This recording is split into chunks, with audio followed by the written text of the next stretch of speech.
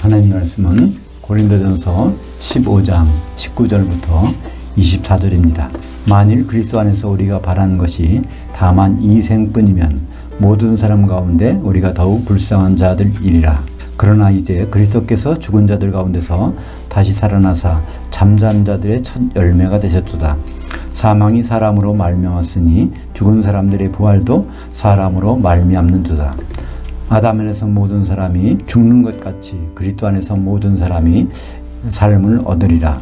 그러나 각각 자기 차례대로 되리니 먼저는 첫 열매인 그리스도요, 다음에는 그가 강림하실 때에 그리스도에게 속한 자들이요, 그 후에는 마지막이니 그가 모든 통치와 모든 권세와 능력을 멸하시고 그 나라를 아버지 하나님께 바칠 때라.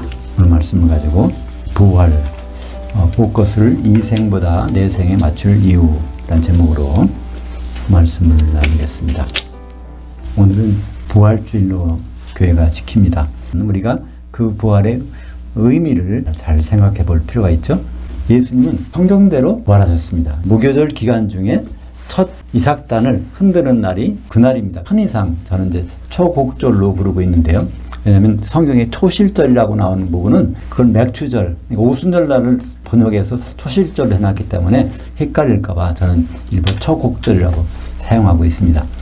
그렇다는 얘기는 예수님은 절기를 계속 꼬박꼬박 지키니까 앞으로 남은 절기, 오순절날도 예수님은 그때 성령을 보내주셨고, 그 다음에 나팔절, 대속제일, 장막절, 그러니까 그 나머지 절기도 분명히 성경대로 그대로 이루어진다는 것을 우리는 확신할 수가 있는 것이죠.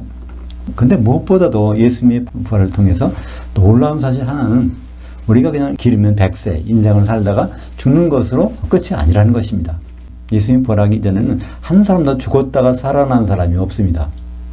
근데 성경이 마태복음 27장에 52절, 53절에 보면은 예수님 십자가 달리실 때 예루살렘 성전 시장이 위에서부터 아래로 쫙 갈라지면서 지진이 나고 막 바위가 깨지고 그러면서 무덤이 터지니까 거기서 성도들이 나와서 예루살렘 성에 들어가서 많은 사람들에게 보였다고 돼 있어요.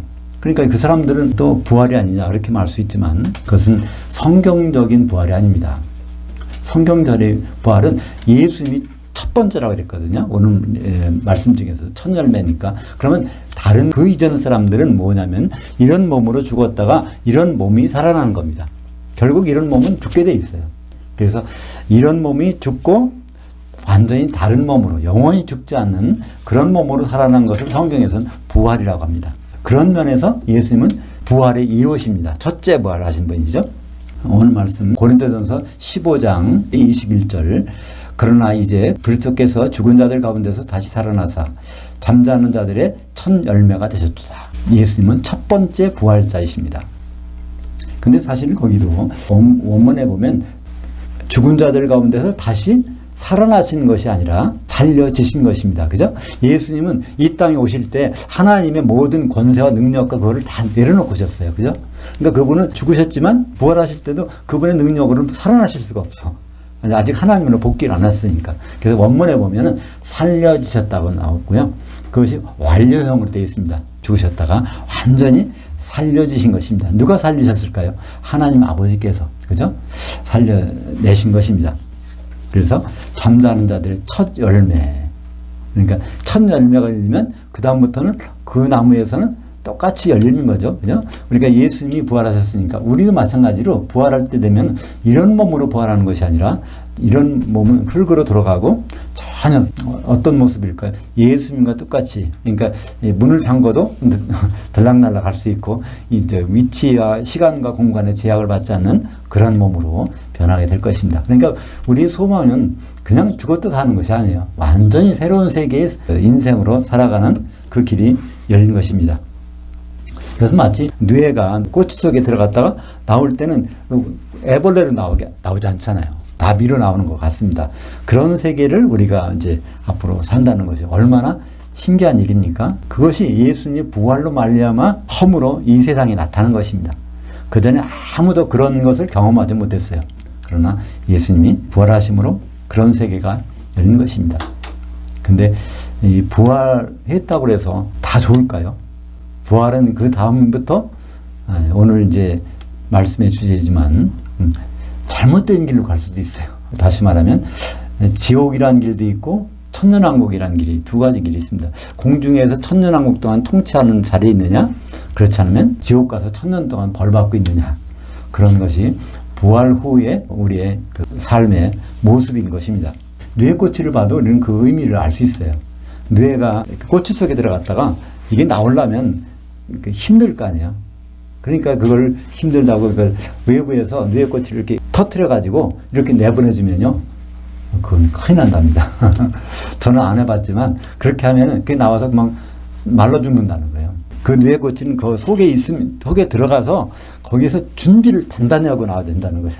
그 속에서 막 이제 막 나가려고 발버둥 치는 동안에 거기에 뭐가 나오냐면 이 기름이 나온다는 것입니다. 그 온몸에 기름 범벅을 하고 나와야 수분이 증발되지 않아가지고 생명을 유지할 수 있다는 거예요.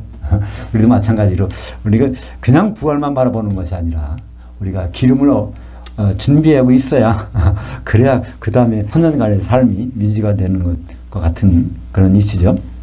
고린도전서 15장 55절에 보면 우리는 혼의 몸으로 살다가 영의 몸으로 부활한다고 되어 있습니다. 쉽게 말하면 육신을 가진 몸으로 살다가 죽어서는 육신이 아니라 영의 몸으로 살아난다고 그렇게 말씀하고 있는 것입니다. 그러니까 예수님도 혼의 몸으로 33년 반 동안 살으셨어요. 그러다가 무덤에 들어갔다 나오실 때는 영의 몸으로 나오신 것입니다. 근데 이런 부활에 대한 사실들을 초대교회 성도들도 잘 실감을 안 했던 것 같아요. 고린도 교회에다가 바울이 하신 말씀을 보면 알 수 있습니다. 고린도전서 15장 19절에 보면 만일 그리스도 안에서 우리가 바라는 것이 다만 이 세상의 삶뿐이면 모든 사람 가운데 우리가 더욱 불쌍한 자이리라. 나방이가 속에서 그냥 나와서 가서 다 죽어버리는 것처럼 준비 않고 나오면, 그러니까 이 세상의 삶에 만족하고 있다가 그냥 끝난다면 참 불쌍하게 된다는 거예요. 그죠? 우리 대부분 이렇지 않습니까? 그러니까 이 말씀을 보면서 우리는 다시 한번 생각해야 되는 거죠. 이 세상에 내일은 우리가 무슨 행사를 할까, 또 다음 달은 뭐가 있지, 이렇게 우리가 생각하지만 결국 어디까지 생각하냐면 죽기 전에 일만 생각하잖아요. 그죠? 죽은 다음에 일은 하나님께 맡긴다고 생각하면서 그 생각은 아예 안 해버려. 근데 그렇게 되면 참 불쌍한 자가 된다는 것이에요. 성경은 인생을 다르게 구분합니다. 인생의 전반부는 이제 우리가 왕성히 활동할 때, 그 다음에 이제 인생의 후반부는 죽을 때까지 쉬는 기간, 이렇게 생각하지 않습니까? 인생의 전반기, 후반기 따지는데 성경은 그렇게 구분하지 않아요. 성경은요, 우리가 이 혼의 몸을, 육신을 가지고 사는 동안 죽음을 맞는 순간까지를 전반기라고 보고 있습니다. 그리고 부활해서 그 다음에 있을 걸 후반기라고 보고 있어요. 그러니까 이제 죽음부터 부활할 때까지가 하프타임, 쉬는 시간이라는 것입니다. 중간에 쉬는 시간. 그런 단어가 있어요, 성경에. 요한계시록 14장 13절 하반절 보겠습니다. 이제 이후로 주 안에서 죽는 자들은 복이 있도다 하시매 그 영이 이르시되 그러하다. 그들이 수고를 그치고 중간에 쉬리니 이는 그들이 행한 일들이 따름이라 하시더라. 거기에 중간에 쉰다는 말이 번역이 안 돼서 우리는 이제 죽으면 앞으로 하나님 품 안에서 영원히 쉬나 보다 이런 생각을 하게 되는데 그렇지 않습니다. 거기에는 중간에 쉰다. 그래서 아나파우오라는 단어를 쓰고 있습니다. 파우오라는 단어는 쉰다는 거예요. 영어로 포우스라는 뜻입니다. 쉬는 거. 근데 아나가 붙으면 중간이라는 뜻입니다. 중간에 쉬는 거예요. 중간이란 말은 전반기에 살고 그다음에 후반기가 있다는 말이죠. 그래서 그 말씀 중에 그들이 행한 일들이 따름이라. 그런데 그 행한 일들은 언제 따라요? 하프타임. 쉰 후에 그들이 행한 일들에 따라서 후반기의 삶이 이어지는데 그 삶이 공중에서 천년 동안 왕노릇 하느냐? 그럼 지옥에 들어가서 벌 받고 있는 천년 동안 벌 받고 있느냐? 그런 일이 우리가 전반기에서 우리가 이 생에서 이 세상의 삶의 과정에서 한 일을 통해서 그것이 결정된다는 것입니다. 이 세상 삶은 우리가 살고 있는 this life, 영어로 하면 this life는 전반이고 coming life는 후반이죠. 근데 오는 세상은. 근데 이 부활은 순서가 있어요. 오늘 부활에 대해서 자세한 말씀. 그러니까 성경에서 가장 부활에 대해서 자세히 나온 것은 고린도전서 15장입니다. 15장 전체에 걸쳐서 부활을 잘 설명하고 있어요. 우리가 믿음에 대해서는 히브리서 11장이라고 그러고 사랑에 대해서는 고린도전서 13장이라고 하는데 이 부활에 대해서는 아주 그 교과서적으로 나온 것이 고린도전서 15장입니다. 거기 보면 부활도 순서가 있다는 거예요. 고린도전서 15장 23절과 24절. 그러나 각각 차례대로 되니 먼저는 첫 열매인 그리스도요. 다음에는 그가 강림하실 때 그리스도에게 속한 자들이요. 그 후에는 마지막이니 그가 모든 통치와 권세와 능력을 멸하시고 그 나라를 아버지 하나님께 바칠 때라. 첫째 부활은 예수님입니다. 요한계시록 20장 6절에 첫째 부활이 나오는데 그건 무슨 말일까요? 예수님 첫째 부활인데 요한계시록에 20장 5절 6절에 나오는 그 첫째 부활은 순서가 아니라 질적인 것을 나타내고 있습니다. 좋은 부활이냐, 부활했다가 다시 지옥 가는 나쁜 부활이냐, 그걸 따질 때 아주 으뜸 가는 부활이 바로 천년왕국에서 통치하는 그 으뜸 가운 부활이라는 것이죠. 왜냐하면 부활은 그리스도 강림하실 때 예수 믿는 사람들 다 부활하니까. 근데 그 중에서 으뜸 부활이 있고 거기에서 완전히 부활했다가 낭패당하는 그런 부활이 있다는 것입니다. 그래서 이것을 그냥 보면 우리 혼돈할 수가 있어요. 고린도전서에 있는 것은 순서를 나타내는 것. 첫째는 예수님, 둘째는 예수님이 재림하실 때 그리스도인들, 셋째는 천년왕국 지난 다음에 바다와 사망과 음부에서 나오는 그 사람들. 부활은 성경에서는 첫째, 둘째, 셋째가 있습니다. 네, 질에 있어서는 아주 좋은 부활이 있고 그렇지 않은 부활이 있다는 것을 요한계시록 20장 6절을 통해서 우리는 알 수가 있는 것이죠. 우리는 천년왕국이라는 단어가 생소하죠. 그건 천년 동안 통치하는 나라는 천년왕국이 아니겠어요? 예수님이 왕으로 통치하시고. 근데 그 단어가 사실은 고린도전서에도 있어요. 그죠? 고린도전서 15장 24절에 보면 그 후에는 마지막이니 그 통치, 그리스도가 통치를 끝난 다음에 그 나라, 그 천년왕국을 바칠 때, 천년왕국이 끝난 다음에는 대보자 심판 있잖아요. 그때까지 기간이 바로 이 천년간의 기간이라는 것입니다. 그러니까 우리는 세상 사람들과는 달리 그 둘째 부활에 속하는 것, 순서적으로는 천년왕국을 기준으로 우리는 그 전에 부활합니다. 그리고 나머지 세상 사람들은 천년왕국이 다 끝난 다음에 천년왕국을 아버지 하나님께 바칠 때 백보자 심판 받을 때 그때 이제 모든 사람들이 모아서 심판을 받는 것이 요한계시록 20장 13절에 나오고 있죠. 마귀에 결박돼서 이제 불못으로 들어간 다음에 그 바다와 그 사망과 음부에서 죽은 자들을 내어주매 그 죽은 자들을 내어준다는 것은 부활되는 거예요. 그죠? 부활돼서 그때 심판을 받게 되는 것입니다. 그러니까 우리는 천년왕국 전에 초입에서 부활하게 되고 부활하면 거기서 바로 시작되는 일. 신랑은 오시지만 바로 신랑하고 결혼식 하는 것이 아니에요. 신부가 준비가 돼야 결혼식 하니까 그 전에 신부가 준비가 됐는지 안 됐는지를 심판하는 그 절차가 있습니다. 그거를 그리스도 심판대라고 하고 있죠. 그러니까 우리는 주님을 어디서 만나죠? 공중에서 만납니다. 주님은 절대로 지상에 내려오시지 않습니다. 땅이라는 것도 결국은 성도들이 거주지니까 그것이 공중으로 올라가기 때문에 공중으로 셋째 하늘에서 내려오시고 그 교회는 다 공중으로 올라가서 주님과 만나는 그 자리에서 첫 번째 벌어지는 일은 결혼식이 아니라 심판입니다. 결혼 준비가 돼 있는지 안 됐는지를 심판하는 것. 그 요한계시록 1장 13절에 보면 7 촛대 한가운데 주님이 계시잖아요. 거기에 그게 바로 그 자리입니다. 공중에 휴거된 사람들과 내려오신 주님이 함께 만나서 바로 시작하는 눈에 불꽃 갖고 해서 심판하는 거예요. 그 자리는. 그래서 그것을 요한복음에도 예수님 말씀하셨어요. 요한복음 5장 29절에 선한 일을 행한 자는 생명의 부활로 악한 일을 행한 자는 심판의 부활로 나오리라. 부활은 다 하는데 선한 일을 했느냐 악한 일을 했느냐 그 선악은 이 생에서 우리가 이 몸을 갖고 있는 동안에. 근데 선한 일은 기준이 무엇일까요? 도덕적으로 남에게 잘해주고 뭐 이렇게 구제해주고 이런 것이 선한 일이 될 수가 없습니다. 왜냐하면 이 도덕이라는 것은요 나라마다 민족마다 다 다르거든요. 어떻게 기준이 될 수가 없잖아요. 그죠? 에스키모인의 그 도덕도 다르고 아프리카 식인종 지금은 안 그렇겠지만 그 사람들 기준이 다르잖아요. 손님 오면 그 사람들은 당장 사람을 잡아서 요리를 해서 주는 것이 식인종의 도덕일 테니까. 알래스카 사람들은 지금은 모르지만 옛날에 그랬다는 것 같아요. 귀한 손님이 오면 자기 와이프하고 같은 방을 쓰게 한다는 거예요. 그게 손님 접대 방법이라는 거예요. 그렇기 때문에 인간의 세상의 도덕은 기준이 못 됩니다. 선, 악의 기준은 오직 하나님만이 기준을 갖고 있는 것이죠. 그 기준대로 심판하시는데 하나님이 선에 대해서 악에 대해서 처음으로 말씀하신 것, 그 기준을 말씀하신 것이 창세기 2장 18절입니다. 여호와 하나님이 이르시되 아담이 혼자 사는 것이 선하지 아니하니 내가 그를 위하여 돕는 배필을 드리라. 그러니까 선하다, 좋았다는 얘기입니다. 하나님이 선하신 일. 창세기 1장에 보면은 첫째 날 좋았더라, 선했더라는 얘기예요. 둘째 날, 그때는 이제 없어요. 선했다라는 얘기가. 셋째 날에 2번 있죠. 넷째 날, 다섯째 날, 여섯째 날.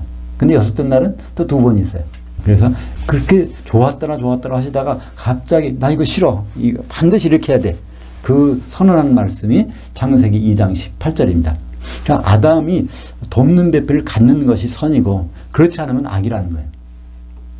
근데 구약 성경의 모든 내용들은 그냥 우리에게 재미있으라고 들려준 게 아니잖아요. 예수님이 말씀하셨죠? 요한복음 5장 39절 구약의 모든 내용은 나를 증언하는 것이니라. 그러니까 거기 나오는 아담은 누구의 모형일까요? 예수님의 모형이죠. 로마서 5장 14절에 아담은 오실 자의 모형이니라. 그러니까 아담이 돕는 배필을 갖는 것, 그것은 예수님이 그 아내를, 신부를 갖는 것, 그것이 하나님의 선하신 뜻이라는 거예요. 그것을 싫어하거나 그걸 안 하는 그 일은 참 악한 일이라는 것입니다. 하나님의 선은 예수님의 결혼이고 예수님의 결혼을 생각하지 않는 것은 하나님께 악한 것이라는 것입니다. 그 성경은 바로 그 얘기로 가득 차 있어요. 성경의 결론이 요한계시록에 보면 어린 양의 혼이 이르렀다. 그때 하나님의 통치가 끝났다.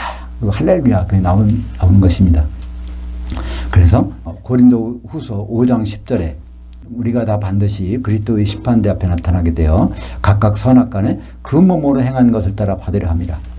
선악간에 그 몸을 통하여 행한 것을 따라 받는다고 하고 있습니다. 고린도 전설 쭉 읽고 후서도 그렇지만 에베소도 그렇고 그 몸이라는 것은 항상 예수 그리스도의 몸을 가리킵니다. 단수로 써 있어요. 우리 몸들이 아니라 바로 예수 그리스도의 몸에서 선한 일을 했느냐 악한 일을 했느냐. 예수 그리스도의 몸이 교회인데 교회가 어떻게 되는 것이 선한 일일까요? 예수님과 결혼할 준비를 하고 있으면 하나님은 선하게 보시는 거고 그렇지 않으면 악한 일입니다. 요한계시록 18장에 보면요. 교회, 하나님께 선하지 않은 교회, 이 세상의 모든 교회가 어떻게 표시되고 있죠? 큰 음료, 또 큰 성 바벨론으로 표시되고 있는데 그 교회 마지막 때의 모든 교회 성도들이 그런 모습을 갖게 된다는 것입니다.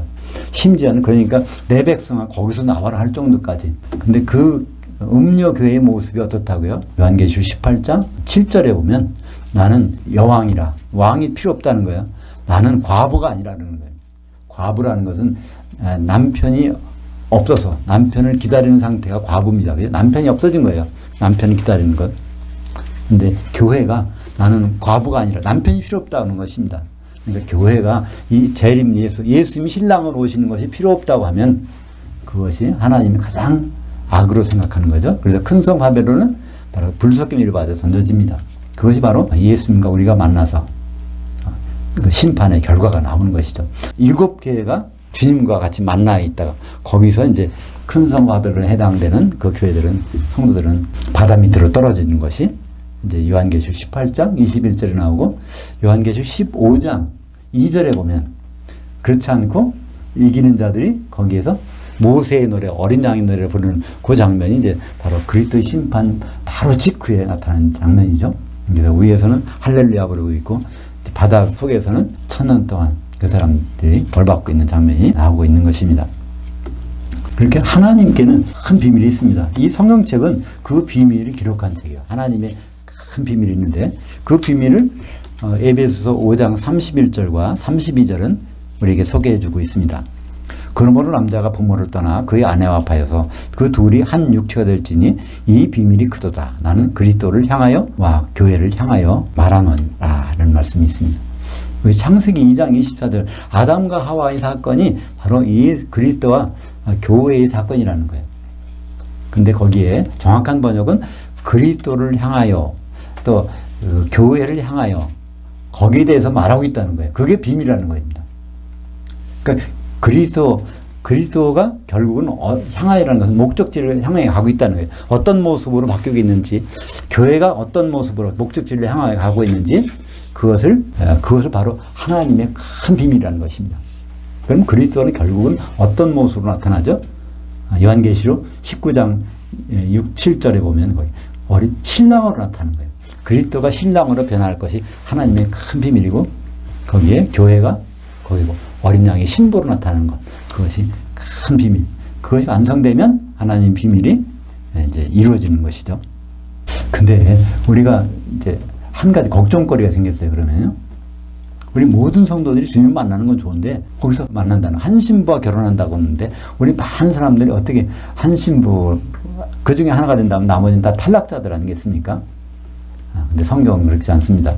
모든 성도들이 한 몸이 돼서 한 신부가 된다는 거예요. 그러니까 많은 성도들이 한 몸이 되기 위해서 하나님의 유일한 방법이 있습니다. 그것이 성령의 기름으로 한 몸이 되는 거죠. 성령이 없으면 결혼식 자체가 안 돼요. 한 신부가 만들어지지 않으니까. 그러니까 예수님이 부활하신 다음에 얼마나 그 성도들, 그 사람들과 같이 있으면 얼마나 좋겠어요? 근데 예수님 목적은, 하나님의 목적이 바로 결혼하는 건데 한 신부가 돼야 되니까 그렇기 위해서 부득이하게 승천하셨습니다. 그죠? 내가 가면 그를 보내고 내가 가지 않으면 그가 오시지 아니하리니. 그래서 예수님이 갈 수밖에 없는 이유는 한 신부를 만들기 위해서 성령을 보내주시기 위해서. 그러니까 성령은 구약에서 어떤 거로 모형이 되죠? 기름이. 그러니까 가루가 기름이 있어야 이제 한 덩어리 떡이 되는 것처럼, 그래서 내가 성령을 보내러 승천하겠다고 말씀하시고 부활하신 후 40일 동안 같이 있다가 승천하신 후 열흘 후에 성령을 보내주셨습니다. 그래서 우리가 성령 안에서 하나 되는 일이 벌어지는 것입니다. 그것이 에베소서 4장 3절 평안에 매하는 줄로 성령이 뭐 하시는 분이에요? 하나 되게 하시는 것. 그러니까 성령이 뭐 하시는 분일까? 우리는 여러 가지 할 수 있죠. 우리를 위해서 기도하시기도 하고 또 사랑을 베풀어 주시기도 하고 여러 가지 일 수 있는데 하나로 요약하자면 하나 되게 하시는 분이에요. 뭉치게 하시는 분. 한 떡을 만드시게, 우리 몸을 한 몸으로 만드시게 하는 분이 바로 성령이신 것을 알 수 있습니다. 흔히들 많이 오해를 하죠. 요한복음 3장 5절에 있는 말씀, 그죠? 물과 성령으로 거듭나지 않으면 하나님 나라에 들어갈 자가 없느니라. 그러니까 성령이 있어야 구원받나 보다 이렇게 하는데 그건 잘못된 생각이에요. 성령이 없어도 얼마든지 구원받아요. 구원받는 것은 뭐로 구원받죠? 베드로전서 1장 3절에 보면 아버지 하나님의 긍휼하심으로 구원받는다는 거예요. 우리가 노력해서 되는 것이 아니라 아버지 하나님의 긍휼하심으로. 성령 오시기 전에도 구원받을 수 있어요. 아브라함 같은 사람 구원 못 받았겠어요? 구원 받은 사람이 아브라함, 그죠? 어떻게 받았어요? 아버지 하나님의 긍휼하심으로. 그러나 성령은 그 목적으로 오시는 것이 아니에요. 구원받은 사람들의 그들이 한 몸을 만들기 위해서 성령이 보내주신 것입니다. 갈라디아서 3장 27절 어떻게 우리가 한 몸이 되는지를 설명해 주고 있습니다. 누구든지 그리스도와 합하기 위하여 세례받은 자들은 그리스도로 옷 입었느니라. 여기 세례가 나오는데 이게 물 세례일까 불 세례일까 성령 세례일까 우리는 이렇게 생각해 보게 되는데요. 이것은 그냥 단번에 나와야 됩니다. 이때 세례는 성령 세례입니다. 세례라는 것은요 한 시기에 하나밖에 없어요. 에베소서 4장 5절에 보면 세례도 하나요. 그러니까 요한의 때는 물 세례가 있었고요. 그 다음에 그리스도 심판 때 거기 때는 불 세례가 있어요. 지옥에 떨어지는 게 불 세례거든요. 세례라는 건 잠기는 거예요. 불에 잠기면 불 세례란 말입니다. 그죠? 성령이 잠기면 성령 세례, 물에 잠기면 물 세례예요. 그래서 지금은 성령 세례밖에 없어요. 근데 성령 세례라는 것은 성령에 잠기는 겁니다. 그러니까 갈라디아서 3장 27절 누구든지 그리스도와 합하기 위해서 성령으로 세례받은 자들은 그리스도로 옷 입었느니라. 그리스도라는 옷을 입고 있는 거예요. 우리 교회라는 것은 그리스도의 옷 입는 장소입니다. 에베소서 6장에 보면 마귀를 대적하기 위해서 하나님의 전신갑주라는 옷을 입으라고 그래요. 근데 전신갑주도 각자 입는 것이 아니라 거기 단수예요. 하나님의 전신갑주를 같이 입는 거예요. 그 속에 들어가 있는 겁니다. 그러면 안전하다는 거예요. 그러니까 그리스도의 옷 속에 들어간 한 사람이 되는 것입니다. 그리스도의 옷을 이루는 그 성령, 그 속에 들어가서 한 몸이 되는 것, 그것을 성령 세례라고 말씀하고 있는 것입니다. 그것이 완성되면 그리스도 옷 입은 그 속에 들어야 하는 성도들이 한 몸이 돼서 앉아있는 모습이 요한계시록 19장에 있는 어린 양의 신부. 그 어린 양의 신부 아내를 보니까 한 세마포 옷을 입었는데 한 벌에 그 웨딩드레스를 입었어. 근데 그 속을 보니까 성도들의 의로움들, 성도들은 안 보이고 그 성도들의 의로, 완전히 그 속에 하나가 돼가지고 뭐로 하나가 되어 있을까요? 성령으로 하나 된 모습이 거기 혼인식에서 나타나고 있는 것입니다. 우리는 찬송할 때 그러니까 우리가 각자가 신부가 되어서 이제 주님 만나러 올라간다는 그런 찬송이 있잖아요. 근데 그런 일은 없습니다. 절대로 없을 거예요. 왜냐하면 신부는 우리가 이 지상에서 만나볼 수 없어요. 공중에 가서 그리스도 심판대에 통과한 사람들이 모여서 기름을 가지고 한 신부가 되는 것이니까, 한 신부가 되는 일은 공중에서 있을 것입니다. 예수님이 말씀하셨어요. 마태복음 9장 15절에 예수께서 그들에게 이르시되 신부실 아들들이 신랑과 함께 있을 동안에 슬퍼할 수 있느냐. 그러나 신랑을 빼앗길 날이 이르리니 그때는 금식할 것이니라. 신랑을 만났다가 신랑을 빼앗긴 날이 있다는 거예요. 신랑을 만나는 때가 바로 오실 때죠. 그 만나는 장소는 공중인데 거기서 그 신부실에 있는 아들들, 하나님의 아들들이 같이 있다. 신랑을 빼앗길 날, 그게 심판받고 기름이 있는 자와 없는 자가 구분될 때 그날이 온다는 것입니다. 신랑을 뺏긴 사람들은 금식한다는 거예요. 주님과 식사를 못하는 거죠. 1000년 동안. 왜냐하면 떨어져 있기 때문에, 지옥에 들어가서 1000년을 보내야 되기 때문에 주님과 식사를 못하는 것입니다. 이렇게 우리는 두 번째 부활을 하는데, 예수님 첫 번째고 이제 예수님 오셔서 우리들이 그리스도인들이 두 번째 부활을 하게 되는데, 근데 그 부활이 아주 좋을 수도 있고 아주 나쁠 수 있어요. 등급이 있다는 겁니다. 부활은. 좋은 부활이 어떤 부활인지 볼까요? 요한계시록 20장 6절. 이 첫째 부활에 참여하는 자들은 복이 있고 거룩하도다. 둘째 사망이 그들을 다스리는 권세가 없고 도리어 그들이 그 하나님과 그 그리스도의 제사장들이 되어 1000년 동안 그리스도와 더불어 왕노릇하리라. 성경에 천년왕국이라는 단어는 없지만 1000년 동안 왕노릇하는 그런 나라는 천년왕국이잖아요. 근데 거기에 들어가는 사람들이 첫째 부활에 참여한 사람들이라는 거예요. 이때 첫째는 순서가 아니라 그랬죠. 순서가 첫째는 예수님이니까 제 첫째는 그 으뜸이란 뜻입니다. 으뜸, 프로토스라고 해서 으뜸인 부활. 이 단어가 누가복음 15장에 보면 탕자의 비유가 있잖아요. 그 탕자가 작은 아들이 자기 재산을 갖고 나가서 다 허랑방탕하고 다시 들어왔을 때 그 아버지가 뭐라고 합니까? 제일 좋은 옷을 갖다 입히라고 하잖아요. 제일 좋은. 그 제일 좋은 옷이라는 거는요, 이미 그 준비가 된 거예요. 그죠? 그러니까 들어가자마자 옷장에 첫 번째 그걸 입히라는 얘기 아니잖아요. 거기 가서 제일 그 중에서 좋은 옷을 입히라는 거죠. 그 단어가 바로 여기 첫째 부활, 이 단어입니다. 제일 좋은 부활은, 그러니까 우리가 다 부활해서 공중에 올라가서 주님 만나는데 거기서 그냥 추락해가지고 지옥에 떨어지는 것이 아니라 거기서 주님과 더불어 영원히 1000년 동안 왕노릇하는 그 부활이 첫째 부활, 제일 좋은 부활이라는 것이죠. 복이 있고 거룩하도다. 그 둘째 사망이 그들을 다스리는 권세가 없고, 그러니까 둘째 사망은 성경에서 불못을 둘째 사망이라고 합니다. 불못 갈 일이 없는 거예요. 그러니까 한번 천년왕국 있으면 그 뒤에 끝나는 것이 아니라 그 다음에 영원한 세계가 펼쳐지는데, 둘째 사망이면 불못 갈 일이 없으니까 이건 뭐 천년왕국보다 더 좋은 곳으로 계속 가는 것을 나타내고 있죠. 그러니까 첫째 부활이라는 것은 주의 날에 부활해서 공중까지 올라가서 거기 기름이 있어서 혼인잔치에 들어가는 것입니다. 열천의 비유에서 혼인잔치들에 들어가는 사람이 있고 거기서 쫓겨나는 사람이 있잖아요. 근데 거기 들어가는 것은 제일 좋은 부활. 거기에 못 들어가는 것은 좋은 부활이 아니죠. 부활했지만 아예 세상 사람들은 부활 못하고 가만히 있어. 근데 부활해갖고 오히려 지옥에 들어가는 부활이니까 그건 하나님보다 못한 그런 상황이 될 수가 있는 거죠. 사실 이 일은요, 남에게 닥칠 일 아니라 바로 우리 일이거든요. 우리는 기분 좋은 마음으로 듣고 있지만 심각하게 들을 필요도 있어요. 그죠? 왜냐면 나는 그렇지 않을지라도 우리 가장 가까운 사람들이 지옥에 들어간다고 하면 얼마나 좀 슬픈 일입니까? 그러니까 그 전에 우리가 이 내용들을, 사도들의 말을, 신약 성경을 자세히 보고 잘 준비한다면 절대로 지옥 갈 일이 없겠죠. 지옥은 누가 관심을 갖고 누가 조심해야 될까? 세상 사람들은 지옥을 생각할 필요도 없어요. 지옥은 안 갈 테니까. 지옥은 누가 가죠? 주님이 오실 때 공중에서 심판받고, 그러니까 공중에까지 올라가서 주님을 맞이하는 사람들은 그리스도인들이니까, 주 안에서 잔 자들이니까 세상 사람들은 거의 한 명도 없어요. 거기에서 그리스도인들 중에서 지옥에 가는 겁니다. 그죠?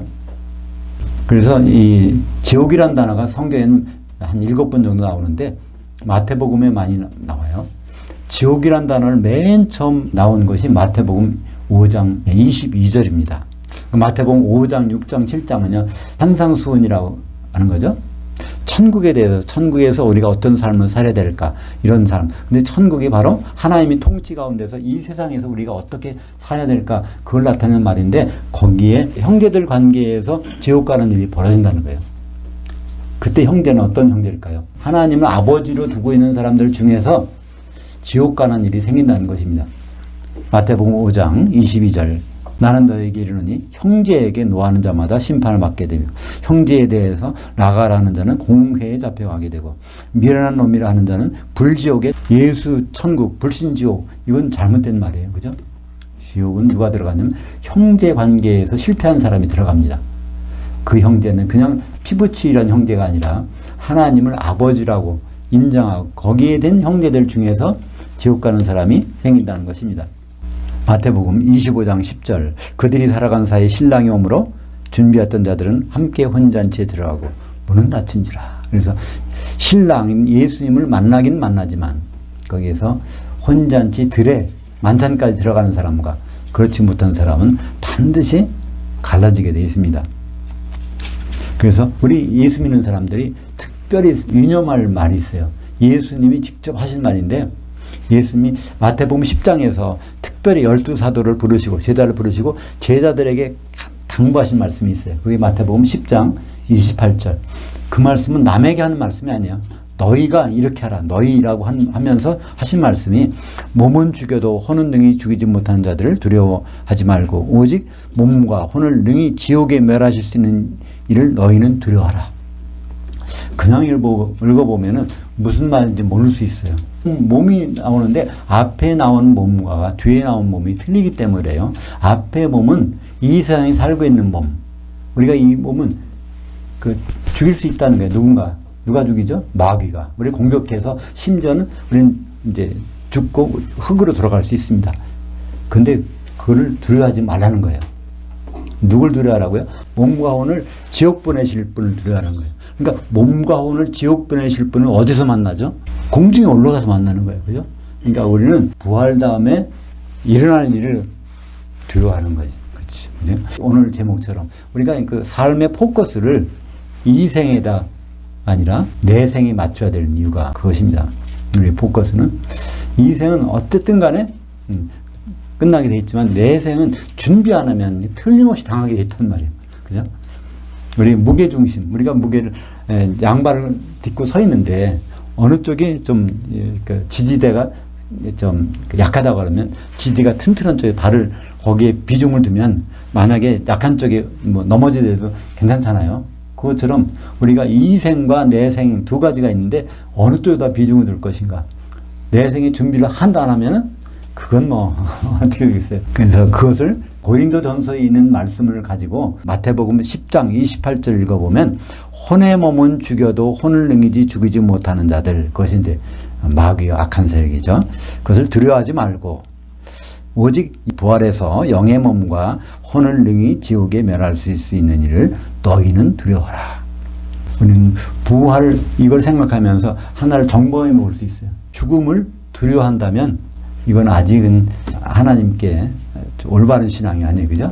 부활을 알고서 죽음을 두려워한다면, 죽음을 의연하게, 또 심지어는 아주 기쁘게 맞을 수 있다면 이건 이제 성경적으로 좋은 현상입니다. 그죠? 네, 죽음. 왜냐하면 더 좋은 곳으로 가는 길이 열리니까 얼마나 기쁘겠어요. 그죠? 만약에 어떤 곳에 들어가서 거기에 문을 열고 그 속에 들어가야 되는데 그 뒤에 뭐가 있는지 모른다면 두렵잖아요. 안 들어가고 싶어. 근데 그 문만 열면 아주 좋은 세상이 펼쳐져. 그럼 빨리 여기서 나가서 거기 들어가고 싶잖아요. 그죠? 우리가 성경의 내용을 잘 할 수 있다면 빨리 죽었으면 좋다는 생각도 들어요. 그죠? 그러니까 하나님이 허락하시는 기간 동안은 우리가 여기 있어야 되니까. 그죠? 분명히 좋은 세상이 천년왕국이 더 좋잖아요. 여기보다. 근데 그것을 그렇게 생각 안 하니까 나름 이렇게 빨리 내려가시려고 하나 이렇게 그런 걱정을 많이 하게 되죠. 그죠? 근데 분명한 것은 오늘 설교의 주제가 부활인데 예수님 부활이 우리에게 가져준 그 의미, 그걸 생각하는 건데, 근데 예수님의 부활을 우리가 생각한다면 우리가 혼의 몸으로 사는 것이 아니라 영의 몸으로 사는 세계가 앞으로 펼쳐진다는 것을 알게 된다면 준비한 만큼 우리는 기쁘지 않겠습니까? 우리가 모든 삶을, 우리 정신을 이 세상만 집중하고 있다면 그걸 이생이라고 그러죠. 그러면 내세 어떻게 될 수 있어요? 지옥에서 천년을 보낸다고 생각하면 그건 끔찍한 일 아닙니까? 그러면 우리가 이 세상에 신경 쓰는 시간들을 조금씩 줄여나가야 돼요. 그죠? 이 세상에 한 90% 신경을 쓰고, 이제 내세에다가 10%, 그다가 그거를 좀 반반 정도, 그 반 이상 넘어간다면 그때부터는 이거는 어떤 일을 당해든지 즐겁게, 기분 좋게 살 수 있는 이 세상이 되겠죠? 그러니까 이 세상은 나쁜 게 아닙니다. 굉장히 중요한 거예요. 이 세상에 준비할 수 있는 기간이니까, 그 시간이 얼마나 중요한 시간입니까? 분명한 사실은 우리는 예수님을 만나게 된다는 것입니다. 그리스도께서 분명히 오시고 우리는 공중에 올라가서 만나게 되는데, 그 장면을 생생하게 표현한 것이 마태복음 25장, 예수님이 직접 말씀하신 부분 중에 있어요. 25장 31절부터 46절까지 있는데요. 31절부터 33절까지 보겠습니다. 인자가, 예수님이 자기 영광으로 모든 천사들과 함께 올 때에 자기 영광의 보좌에 앉으리니, 그리스도의 심판대에 앉으리니, 모든 민족 가운데서 예수 믿는 사람들을 그 앞에 모으고 각각 구분하기를, 목자가 새끼 염소들 중에서 장성한 양들을 구분하는 것 같이 하여 그 양들은 그 오른편에, 그 염소들은 그 왼편에 두리라. 우리말 번역에는 새끼 염소라는 것을 번역을 그리는 안 했어요. 염소가 성경에 두 종류입니다. 두 종류. 그냥 큰 염소가 있고 새끼 염소가 있어요. 큰 염소는 히브리서에 나오는 거예요. 트라고스라고. 그래서 여기서 새끼 염소는 에리피온이라는 걸 썼어요. 새끼 염소. 그 양도 두 종류입니다. 어린 양은 아르니온이고, 또 이 장성한 양은 프로바톤이라는. 근데 예수님이 이 말씀하시면서 그거를 구분해서 쓰셨어요. 왜냐하면 예수님은 양의 목자잖아요. 예수님 가실 때는 우리가 모두 어린 양이었습니다. 그죠? 어린 양이 장성한 양이 되는 걸 바라시는 거예요. 어린 양 아르니온이 장성한 양 프로바톤 돼야 되는데, 이제 인자가 심판으로 올 때 보면은 이 양은 별로 찾아볼 수가 없고 프로바톤이 별로 없고 다 새끼 염소로 있다는 거예요. 새끼 염소 중에서 양을 골라내신다는 거예요. 새끼 염소라는 뜻은 뭐죠? 염소가 됐다는 얘기잖아요. 양으로 자라고 있다가 염소로 변한 지가 얼마 안 돼. 주님 오실 때쯤 돼서 염소로 변한 거예요. 그런 것을 표현하기 위해서 그렇게 예수님이 특별히 구분하셨습니다. 장사한 양으로 남아있는 사람이 그게 이기는 자고, 중간에 새끼 염소로 변한 것, 그것이 왼편에 있는 자들, 지옥에 갈 자들, 이렇게 나누고 있는 것입니다. 근데 구분하는 심판하시는 그 기준이 나왔어요. 그 기준이 거기서 뭐라고 합니까? 그 장성한 양들에게 말하는 거예요. 그러니까 내가 배고플 때 먹을 걸 주었고, 목마를 때 마실 걸 주었고, 나그네 되었을 때 집에 들여다 주었고, 헐벗을 때 옷을 입혀 주었고, 아팠을 때 날 돌보아 주었고, 심지어 감옥에 가 있을 때 면회도 와줬다.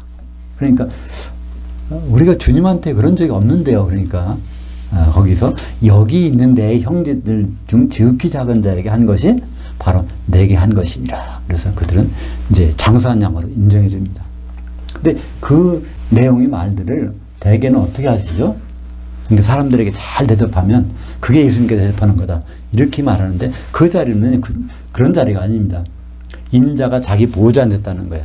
심판의 보좌에 앉았을 때 여기 있는 내 형제 중 지극히 작은 자들 하나에게, 예수님이 심판의 보좌에 같이 앉아있는 내 형제, 예수님 형제들이 누구냐는 건지, 그것은 마태복음 19장 28절에 있습니다.